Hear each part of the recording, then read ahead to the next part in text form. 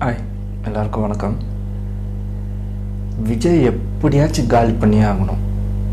Character அசனேஷன் பண்ணணும், work ஆகலை. சரி, அவங்க ஃபேமிலியை டார்கெட் பண்ணுற மாதிரிலாம் பேசணும், அதுவும் ஒர்க் ஆகலை. சரி, மக்கள் மத்தியில் வந்து அவர் டேமேஜ் உடைக்கணும், அதுவும் ஒர்க் ஆகலை. என்ன தாண்டா பண்ணுறது? சரி, நம்ம கூட்டம் போட்டு ஏதாச்சும் ஒன்று பண்ணாலும் அப்பயாச்சும் மக்கள் கொஞ்சம் நம்ம பக்கம் வருவாங்க பார்க்கலாம். பார்த்தா அதுக்கும் வழி இல்லை. விஜய்க்கு இருக்கிற மவுஸ் ஏன் குறையவே மாட்டேங்குது? நாளுக்கு நாள் அதிகமாகிட்டு தானே போகுது. அது எப்படி நம்ம உடைக்கலாம்? அதுக்கான வேலைகள்லாம் இப்போ போயிட்டுருக்கு. நீங்கள் என்ன வேலை பண்ணாலும் அது ஒரு யூஸும் கிடையாது. டம்மியாக தான் போஸ்ட் பண்ண மாதிரி அது ஒரு விஷயமே கிடையாது. சரி, ஏன் எந்த நடிக்கிறதுமே இல்லாத ஒரு மவுஸ் வந்து விஜய் அண்ணகிட்ட இருக்குன்னா, அவர் அப்பத்துலேருந்தே மக்கள் இயக்கம் மக்கள் மன்றம்லாம் வச்சு நடத்தி ஒரு எப்படி சொல்கிறது, ஒரு உதவியாக மக்கள், நம்ம மக்கள், என் அண்ணன் தம்பி, என் அம்மா அப்பா, இது வந்து அப்பத்துலேருந்தே குழந்தைங்களுக்கு படிப்பு செலவுலேருந்து அந்த ஸ்கூல் புத்தகம் கொடுக்கறது, விலையில்லா விருந்தங்கள் பண்ணுறது, அது வந்து இப்போ வரைக்கும் அது நடந்து தான் இருக்குது. இதுக்கப்புறமா நடக்க போகுது. ஸோ இப்படி இருக்கும்போது மக்கள் எப்படி வந்து விஜய் அண்ணன் மறந்துடுவாங்கன்றது வந்து தெரியல. அவங்க மறக்கிற முகமாக அதெல்லாம். ஏன்னா அப்போல்லாம் வந்து பார்த்தீங்கன்னா எத்தனையோ நடிகர்கள் வந்திருக்காங்க. பட் ஆனால் விஜய் அண்ணன் பார்த்தீங்கன்னா அப்பத்துலேருந்தே சரி, அவர் ஸ்டார்ட் பண்ண படத்துலேருந்தே சரி, கொஞ்சம் கொஞ்சமாக அந்த அரிசி மூட்டை கொடுக்குறது, தெருவாக போயிட்டு அந்த அமௌண்ட்டை வாங்கி அதில் இருந்து எல்லாத்தையும் கலெக்ஷன் பண்ணி இல்லாதவங்களுக்கு கொடுக்கறது, இந்த மாதிரி நிறைய விஷயங்கள் பண்ணியிருந்தார். அவரே வந்து இறங்கி எல்லாம் கடைக்கெல்லாம் போயிட்டு எல்லாமே வசூலெலாம் பண்ணிட்டு இருந்தார்.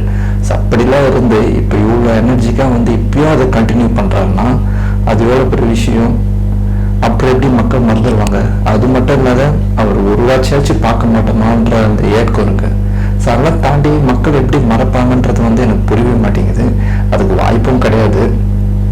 இவர் எப்படியாச்சும் க்ளோஸ் பண்ணணும். இந்த தேர்தலுக்கு மட்டும் அவர் இல்லாமல் இருந்திருந்தால் நம்ம தான் வந்து வெற்றி 100% அப்படியே மெயின் மறந்து இருந்திருப்பாங்க. எப்போ விஜய் அண்ணா பாலிட்டிக்ஸ்குள்ளே வந்தாரோ அப்போவே அந்த கனவு எல்லாமே உடஞ்சி போச்சு. இப்போ வந்து விஜய் அண்ணா வந்தனால எல்லா கட்சியுமே சரி, எதிர்க்கிறது ஒரே ஆள் விஜய் மட்டும்தான். அந்த விஜயன்ற நபரை மட்டும் எதிர்த்து தான் இங்கே அரசியலே போயிட்டு இருக்கு. ஸோ அதை தவிர்த்து தான் இப்போ எல்லாமே பண்ணுறது. இப்போ நிறைய கட்சிகள் இருக்கு, பேர் என்னத்துக்கு சொல்லணும், எல்லாருமே தெரியும் உங்களுக்கு. ஸோ அதனால வந்து எல்லா கட்சியுமே சேர்ந்து பார்த்தீங்கன்னா விஜய் அடிக்கணும், அந்த வாஷ் அவுட்டு டிவிக்கவே ஒன்று இருக்கக்கூடாது. அதே மாதிரி சினிமாக்காரங்க நீங்கள் வரவே கூடாதுன்ற மாதிரிலாம் வந்து ப்ரொஜெக்ட் பண்ணி என்னென்னோ பண்ணி பார்த்தாங்க, வாய்ப்பே இல்லை. இதுக்கு மேலே பண்ண தான் போகிறாங்க, அது இயற்கையாக நடக்கிறது தான். பட் ஆனால் இது கொஞ்சம் ஓவராக இருக்கும் இந்த வாட்டி.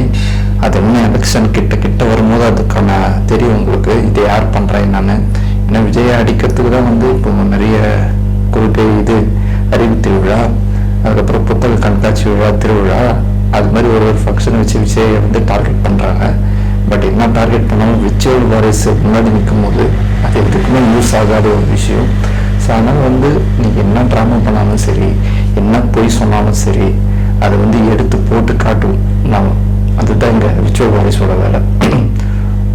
விஜய்னு தொடரணும்னா விஜய் வாரிஸ் தாண்டி தான் தொட முடியும். அதே மாதிரி இந்த எலெக்ஷன்ன்றது ஒட்டுமொத்த தமிழகத்துல ஒரு முக்கியமான எலெக்ஷன். இது வரைக்கும் எத்தனையோ எலெக்ஷன் வந்திருக்கும், அப்போலாம் வந்து ஒரு புரிதலே இருந்திருக்காது.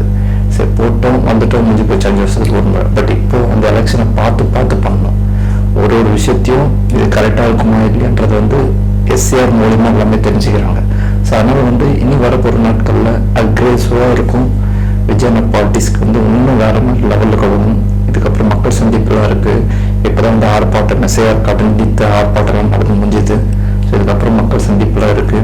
ஸோ அப்புறம் வந்து பார்த்திங்கன்னா விஜய் அண்ணா நேரடி ஆலோசனை ஜூம் வழியாக மீட்டிங் எஸ்ஏஆரை பற்றி அந்த எப்படிலாம் பண்ணலான்னு பார்த்தீங்கன்னா, அது தொடர்ந்து எஸ்ஏஆர் வந்து இப்போ நிறைய பேர் வந்து பிஏஓ கிட்ட போய் ஃபார்ம் வாங்குறாங்க, ஃபார்ம் கொடுக்க முடியல, வாங்க முடியல அப்படின்ற இஷ்யூலாம் போயிட்டு இருக்கு.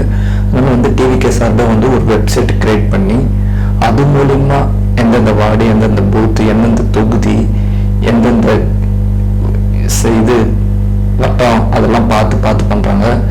www.tvkbls அந்த வெப்சைட்டில் போனீங்கன்னா உங்களுக்கு வந்து ஃபோன் நம்பர் கேட்கும். அதை ரெஜிஸ்டர் பண்ணி உள்ள போனீங்கன்னா நிறைய ஆப்ஷன்ஸ் இருக்குது.